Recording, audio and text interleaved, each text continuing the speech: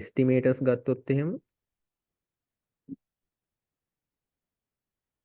එස්ටිමේටර්ස් වර්ග දෙකක් තියෙනවා. පොයින්ට් එස්ටිමේටර්ස් ඊළඟට අනිත් එක රේන්ජ් එස්ටිමේටර්ස්. දැන් මුලින්ම මේ එස්ටිමේට් එකක් කියන්නේ මොකක්ද කියන්නේ? එස්ටිමේට් එකක් කියන්නේ අපි සාම්පල් එකේ පැරාමීටර්ස් වලින් පොපියුලේෂන් එකේ පැරාමීටර්ස්, ඒ කියන්නේ පොපියුලේෂන් මීන් එක, පොපියුලේෂන් ස්ටෑන්ඩඩ් ඩීවියේෂන් එක වගේ ඒවා ගැන අදහසක් ගන්න සාම්පල් එකේ සාම්පල් මීන් එක, සාම්පල් ස්ටෑන්ඩඩ් ඩීවියේෂන් එක, සාම්පල් වේරියන්ස් එක වගේ ඒවා පාවිච්චි කරනවා. එතකොට මේ පොයින්ට් එස්ටිමේට් එකක් කියන්නේ x, කියන්නේ මම උදාහරණයක් පැහැදිලි කරනවා. දැන් x බාර් කියන්නේ ඔයාලා දන්නවා. x බාර් කියන්නේ මීන් එකට තියෙන අන්බයස් එස්ටිමේට් එක. අන්බයස් එස්ටිමේටර් for mean. mean කියන්නේ population mean. x bar කියන්නේ මොකද්ද මෙතන? sample එකේ mean එක. for population mean mu. ඒ කියන්නේ දැන් x bar කියන්නේ ඒක තනි අගයක්නේ. ඒ කියන්නේ අපි ඒ වගේ අර තනි අගයක් තියෙන estimators වලට අපි කියනවා point estimators කියලා. ඒ කියන්නේ මේක තව අපිට තවදුරටත් මේක මේ define කරන්න පුළුවන්. x bar කියන්නේ unbiased point estimate එකක් කියලා population mean එකට. හරිද? ඒ කියන්නේ තනි value එක. x bar කියන්නේ තනි value එකක්. sample එකේ mean එකනේ. ඒතකොට මේ sample එකේ mean එක, මේ තනි value එක තමයි අපි පාවිච්චි කරන්නේ population එකේ mean එක විදිහට. හරිද? ඒක ඇත්තටම එහෙම කරන එක සාධාරණ නැහැ නේ. ඒ කියන්නේ sample එකකින් sample එකට sample mean එක, මේ කියන්නේ x bar කියන එක වෙනස් වෙන්න පුළුවන්. එතකොට අර ගොඩක් වෙලාවට statistical problems වලදී මේ ගොඩක් වෙලාවට මේ තනි value එකක්, ඒ කියන්නේ දැන් x bar කියන වගේ තනි value එකක් පාවිච්චි කරන්නේ නැහැ මේ population mean එක ගැන අවබෝධයක් ගනිද්දී. ඒතර ගොඩක් වෙලාවට අපි පාවිච්චි කරන්නේ මෙන්න මේ range estimators කියන එක. හරිද? ගොඩක් ප්‍රැක්ටිකල් වෙලාවදී පාවිච්චි කරන range estimators. ඒ කියන්නේ මේ sample mean එක ඇතුළත් වෙන පරිදි අපි interval එකක් දෙනවා population mean එක තියෙන්න ඕන range එක ගැන. හරිද? ඒතකොට range estimators කියන එකේ සරල අදහස ඒකයි. ඒ කියන්නේ මම මේ රේඛාවක් ඇඳලා පෙන්නුවොත් එහෙම, ඒ කියන්නේ දැන් අපි හිතමුකෝ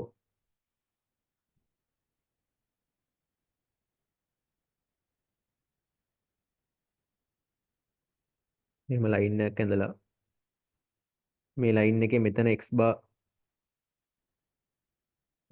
තියෙනවා කියලා හිතන්නකො. හරිද? එතකොට අපි දැන් x bar කියන්නේ sample එකේ mean එකනේ. ඒතර අපිට population mean එක ගැන අවබෝධයක් ගන්න ඕනේ මේ sample mean එක පාවිච්චි කරලා. හරිද? එතකොට අපි කරන්නේ මේ range estimators වලදී අපි කරන්නේ මේ x bar ඇතුළත් වෙන පරිදි x bar වලින් දෙපැත්තට සම්මිතිකව විහිදෙන පරිදි මේ අපි interval එකක් define කරනවා. මෙන්න මේ interval එක ඇතුලේ තමයි population mean එක තියෙන්නේ කියලා. හරිද? interval for population mean mu.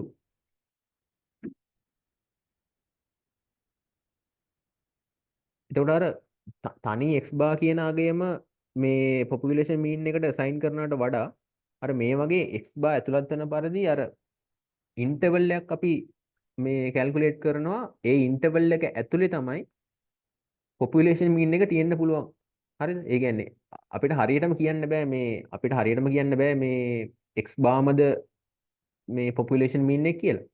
ඒ හේතුව හින්දා අපි x bar ඇතුළත් වෙන පරිදි යම්කිසි ඉන්ටර්වල් එකක් ඩිෆයින් කරනවා. ඒ කියන්නේ මේ x bar ඇතුළත් වෙන පරිදි ඉන්ටර්වල් එකක් ඩිෆයින් කරනවා. ඒ කියන්නේ රේන්ජ් එකක් ඩිෆයින් කරනවා. මෙන්න මේ රේන්ජ් එක ඇතුලේ තමයි population mean එක තියෙන්න ඕනේ කියලා.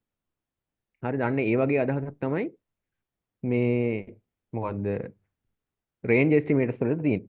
ඒතකොට මේ range estimators ගැන කතා කරද්දී අපිට ඊළඟට මේ තව මේ කතා කරන්න දෙයක් තියෙනවා, මේ confidence interval කියන එක. හරිද? ඒ කියන්නේ මෙන්න මේ මම කියවනේ මේ interval එකක් define කරනවා කියලා population mean එක ඇතුළත් වෙන විදියට. මෙහෙම interval එකක් අපි define කරනවා. මෙන්න මේ interval එක ඇතුලේ තමයි population mean එක තියෙන්නේ කියලා. මේ ඉන්ටර්වල් එක ඇතුළේ තමයි පොපියුලේෂන් මීන් එක තියෙන්නේ කියලා. එතකොට මේ රේන්ජ් එස්ටිමේටර්ස් එකත් එක්ක තව කතා කරන්න දෙයක් තමයි මේ මොකද්ද කන්ෆිඩන්ස් ඉන්ටර්වල් කියන එක.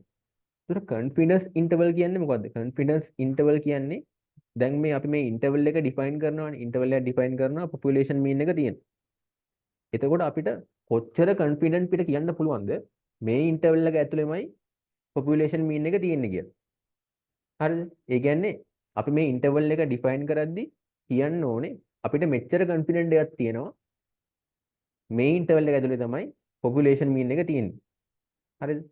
අන්න ඒ වගේ අදහසක් තමයි මේ කන්ෆිඩන්ස් ඉන්ටර්වල් වලට තියෙන්නේ. ඒ කියන්නේ මම ඩිස්ට්‍රිබියුෂන් එක ඇන්දොත් එහෙම ඩිස්ට්‍රිබියුෂන් එක අඳින්නම්. නෝමල් ඩිස්ට්‍රිබියුෂන් එක.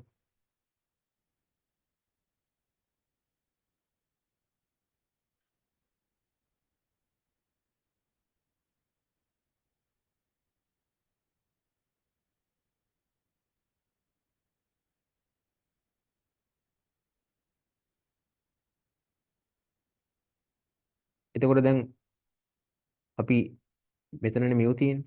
මියු නෙමෙයි x බාර් තියෙන්නේ මෙතනනේ. ඒතර x බාර් වලින් ඉඳන් දෙපැත්තට තමයි අපි මියු තියෙන ඉන්ටර්වල් එක ඩිෆයින් කරන්නේ. එතකොට ඒ කියන්නේ කන්ෆිඩන්ස් ඉන්ටර්වල් කියන එකේ අදහස තියෙන්නේ දැන් අපිට කොච්චර කන්ෆිඩන්ට් එකක් තියෙනවද මෙන්න මේ ඉන්ටර්වල් එක ඇතුලේ මියු තියෙන කොච්චර කන්ෆිඩන්ට් එකක් තියෙනවද කියලා. ඒ කියන්නේ කන්ෆිඩන්ට් එක කියන්නේ ඇත්තටම මෙන්න මේ නෝමල් ඩිස්ට්‍රිබියුෂන් එකේ මෙන්න මේ යට යන වර්ගඵලය තමයි කන්ෆිඩන්ස් එක කියලා කියන්නේ.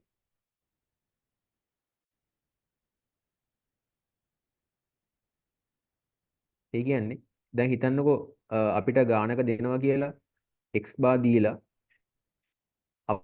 අපෙන් අහනවා 95% confidence interval එකක් දෙන්න කියලා mu වලට. මම එක්සැම්පල් එකකින් පැහැදිලි කරනවා එතකොට තේරෙයි.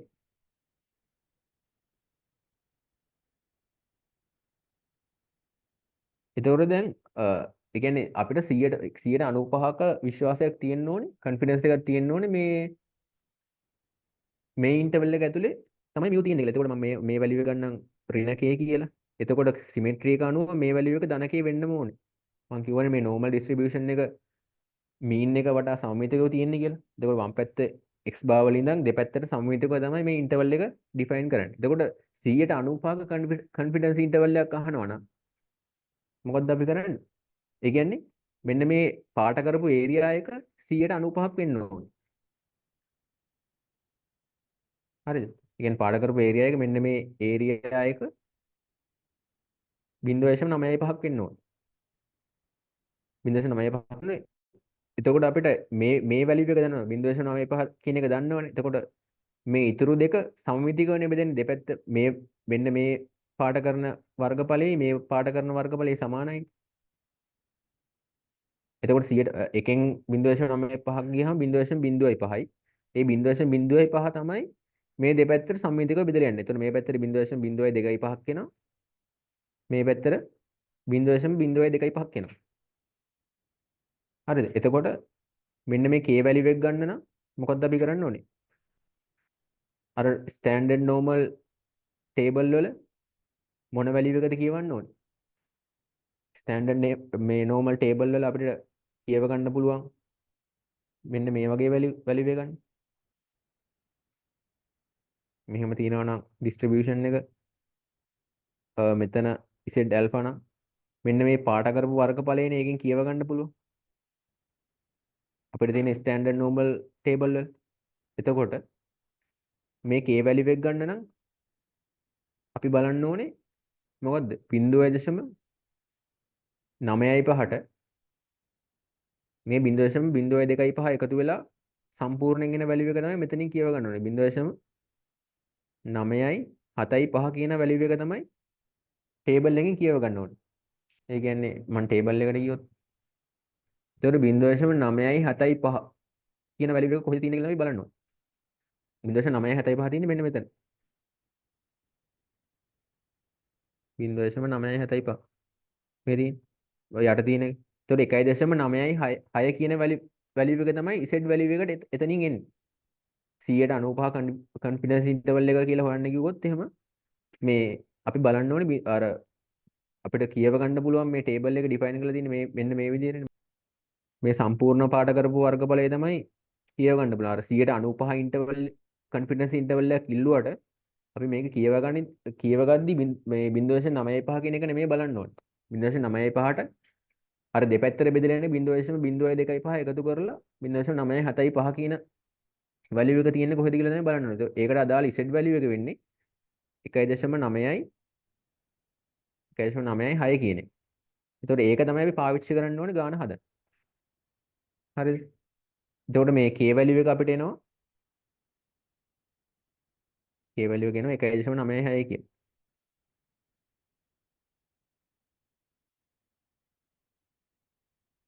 එතකොට මෙතන වැලියු එක ඍණ 1.96.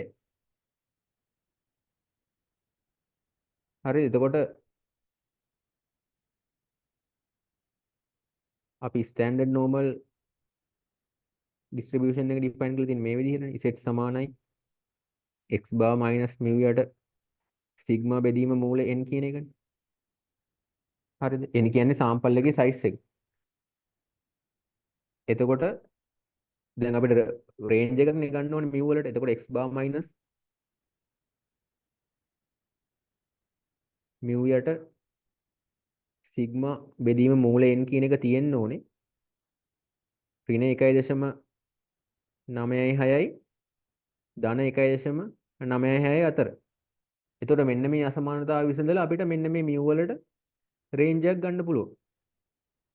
තේරෙනවද කියන එක? එතකොට අර මේ රේන්ජ් එස්ටිමේටර්ස් කියන එකේ සිද්ධිය ඔන්න ඕකයි. ඒ කියන්නේ අපිට අර සාම්පල් එකේ මීන් එක ඇසුරෙන් පොපියුලේෂන් මීන් එක තියෙන්න පුළුවන් රේන්ජ් එක අපි හොයාගන්නවා. එතකොට මේ රේන්ජ් එක හොයාගන්නේදී ගණන් වල දෙනවා මේ මොන කොන්ෆිඩන්ස් එකක් යටතේද මේ රේන්ජ් එක හොයන්න ඕනේ කියලා. දැන් ඔයාලා බලන්න දැන් මම මෙතන නිකන් ගාන පැහැදිලි කරන්න ගත්තේ 195 කොන්ෆිඩන්ස් ඉන්ටර්වල් එකක් කියලානේ. ඒ කියන්නේ අපිට 195ක විශ්වාසයක් තියෙනවා. නිකන් දාලා අදහස ඒකයි. 195ක විශ්වාසයක් තියෙනවා මෙන්න මේ ඉන්ටර්වල් එක ඇතුලේ තමයි පොපියුලේෂන් මීන් එක තියෙන්න ඕනේ කියලා. දැන් කවුරු හරි එහෙම කියන්නේ 199ක කොන්ෆිඩන්ස් ඉන්ටර්වල් එකක් දෙන්න කියලා මියු වලට. එතකොට අපිට මේ කොන්ෆිඩන්ස් එක වැඩි වෙනවා කියන්නේ ඔයාලට තේරෙන්න ඕනේ මේ ඉන්ටර්වල් එකේ රේන්ජ් එකත් වැඩි වෙන්න ඕනේ. ඒක නිකන් සාමාන්‍ය දැනීමක් වගේ නේ. ඒ කියන්නේ අපිට වැඩිපුර කොන්ෆිඩන්ස් පිට කියන්න පුළුවන් වෙන්නේ ඉන්ටර්වල් එක ලොකු වෙන තරමටනේ. ඉන්ටර්වල් එක පොඩි වෙන තරමට අපිට කොන්ෆිඩන්ස් පිට කියන්න බෑනේ මේ මියු තියෙන්නේ මේ රේන්ජ් එක ඇතුලේ කියලා. හරිද? එතකොට අර 199ක වගේ කොන්ෆිඩන්ස් ඉන්ටර්වල් එකක් එහෙම මේ දීලා ඒ රේන්ජ් එක හොයන්න කියලා කිව්වොත් එහෙම ඒකට අදාළ රේන්ජ් එක මේ දැන් හදපු එකේ රේන්ජ් එකට වඩා වැඩි රේන්ජ් එකක් ඒකට එන්නේ. හරි දැන් මම මේක නිකන් මේකේ මිව් වලට සුළු කරොත් එහෙම දෙපැත්ත ගුණ කරලා ඍණ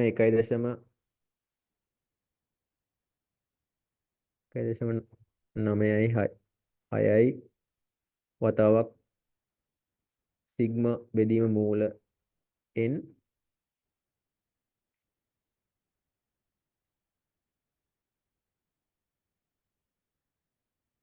x බාර් මයිනස් mu 1.96 වතාවක් සිග්මා බෙදීම මූලයෙන්.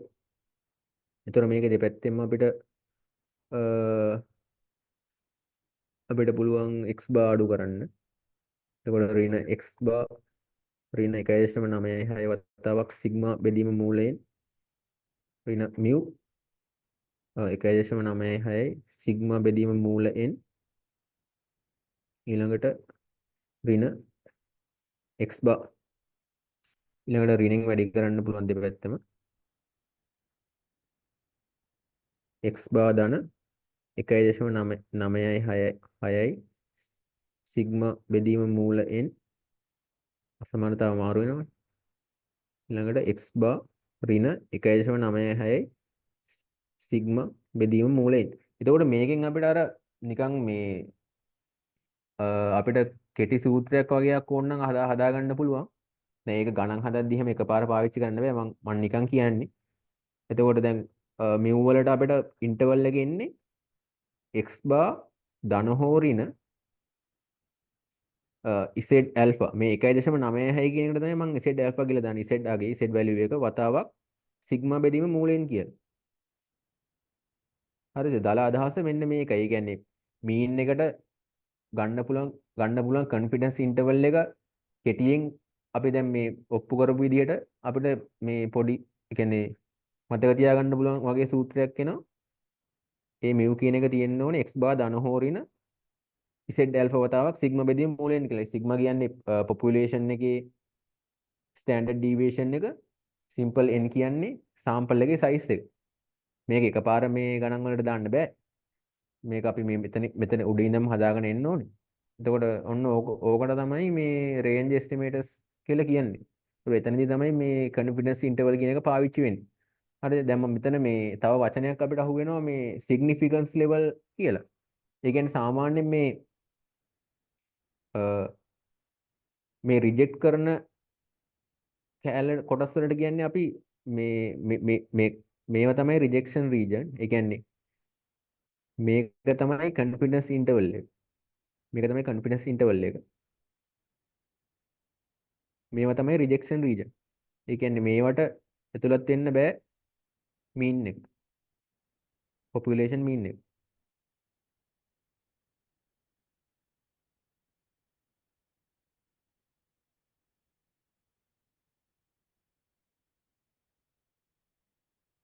හරිද? එතකොට මේ කොන්ෆිඩන්ස් එක සාමාන්‍යයෙන් අපි මේ සංකේතවත් කරන්නේ 1 alpha කියලා. 1 alpha කියලා සංකේතවත් කරන්නේ මෙතන alpha කියන්නේ සිග්නිෆිකන්ස් ලෙවල් එක. සිග්නිෆිකන්ස් ලෙවල් එක. ඒ කියන්නේ මේ රිජෙක්ෂන් ලෙවල් එක වගේ රිජෙක්ෂන් ලෙවල් එකම තමයි alpha කියන්නේ සිග්නිෆිකන්ස් ලෙවල් එක. එතකොට මේ දැන් මොකක් හරි දැන් මෙතන නම් කෙලින්ම මම මේ ගාන පැහැදිලි කරන්න ගත්තේ 95% confidence interval කියලානේ ගාන මේ ඔයාලට පැහැදිලි කරන්න ගත්තේ. එහෙම නැතුව ඔයාලට මේ ගානේ දීලා තිබ්බොත් එහෙම 5% significance level මේකට අදාළව මේ මොකද්ද confidence interval එකක් දෙන්න කියලා. එතකොට significance level එක දීලා තිබ්බොත් එහෙම significance level එක තමයි alpha කියන්නේ. ඒතර alpha කියන එක 100ට 5ක් කියලා දීලා තිබ්බොත් එහෙම ඒ alpha කියන එක දෙකට බෙදලා මේ දෙපැත්තට වල දාන්න ඕනේ. මේක alpha බෙදීම 2යි. මේ වර්ගඵලයත් alpha බෙදීම 2යි. ඒකම තමයි දැන් මෙතන 0.025 දාලා තියෙන්නේ. ඒ විදිහට. මැද්දට තමයි සෙට් වෙන්නේ confidence interval එක. alpha වලින් ගාන අහලා තිබ්බොත් එහෙම, يعني significance level එක දීලා ගාන අහලා තිබ්බොත් එහෙම ඔයාලට කරන්න තියෙන්නේ ඒ significance level එක සමාන කොටස් දෙකකට බෙදලා මේ දෙපැත්තට දාගන්න. ඊළඟට ඉතුරු වෙන මේ කොටස ඒ කියන්නේ 1 alpha කියන එක තමයි confidence එක. ඒ කියන්නේ මේ පාට කරලා තියෙන එකේ වර්ගඵලය තමයි ඇත්තටම 0.95 කියන්නේ. මේ පාට කරලා තියෙන එකේ වර්ගඵලය තමයි 0.025 කියන්නේ. මේ පැත්තේ පාට කරලා තියෙන එකේ වර්ගඵලය තමයි 0.025 කියන්නේ. එතකොට ඔය වැලියු එක මේ ටේබල් එකෙන් රීඩ් කරන විදිහ තමයි මම පෙන්වන්නේ. හරිද? හරි මේ ගාන බලන්න. එතන මේ ගානේ තියෙනවා a certain type of condenser is manufactured by a company. The lifetimes are distributed normally with standard deviation sigma 225 කියලා දෙලා දෙනවා. ඒ කියන්නේ මේක අපි දන්නවා population standard deviation එක එයාලා දීලා තියෙනවා sigma කියන එක 225යි කියලා. ඊළඟට random sample of 30 condensers yield a sample average of 1407.5 hours. Find 95% confidence interval for mu. ඒතකොට ගොඩක් වෙලාවට මේ ගණන් වල ගොඩක්ම සෙට් වෙන්න ඔය 95% confidence interval කියන එක තමයි ගොඩක් කලාතුරකින් තමයි 199 අර වෙන වගේ වෙන ගණන් එන්නේ. ඒ වුණාට ඉතින් ඔක්කොටම මේ කියන්නේ එකම විදිහට තමයි ගාන හදන්න තියෙන්නේ. දැන් මෙහෙම ගානක් දුන්නම ඔයාලා අර ඒ ගානේ තියෙන දත්ත මේ අර ඉක්වේෂන් එකට ආදේශ කරන්න ඕන සංකේත වලින් ලියා ගන්න. දැන් සිග්මා කියන එක දීලා තියෙනවා 225යි කියලා. ඊළඟ සාම්පල් සයිස් එක දීලා තියෙනවා. සාම්පල් සයිස් එක 30යි. ඊළඟට සාම්පල් ඇවරේජ් එක දීලා තියෙනවා x බාර් කියන එක 1407.5යි කියලා. ඊළඟට 95% confidence interval එක තමයි අහන්නේ. 95% confidence interval එක තමයි අහන්නේ population mean එකට. කියන්නේ population average එකට. ඒක කොහොමද මේ ගාන හදන්නේ? එතකොට අපි දන්නවා Z සමානයි දැන් 95% confidence interval එක කිව්වම අපි distribution එක මුලින් ලාවට ඇඳගත්තොත් එහෙම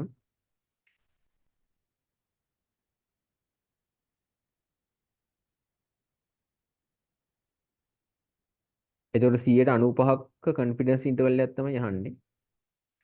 ඒතර අර විදිහටම මෙන්න මේ මැද කොටසේ වර්ගඵලය තමයි 0.95ක් වෙන්න ඕනේ.